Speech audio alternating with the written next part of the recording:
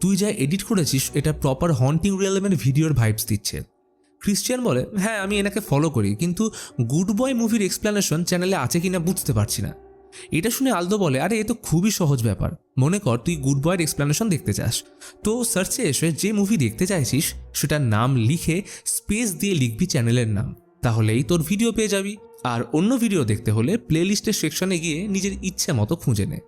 তো এরপর আলদো আরও বোঝায় যে তাদের একটা ভিডিও সম্পূর্ণ জীবন চেঞ্জ করে দিতে পারে।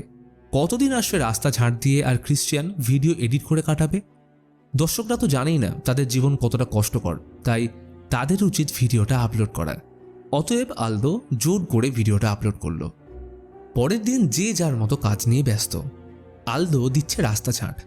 তখন ক্রিশ্চিয়ান কল করে বলে, ভাই তুই যেখানেই থাকিস এক্ষুনি আমার বাড়ি আয়, তুই জানিস না কি হয়ে গেছে, তোকে এক্ষুনি আসতে হবে।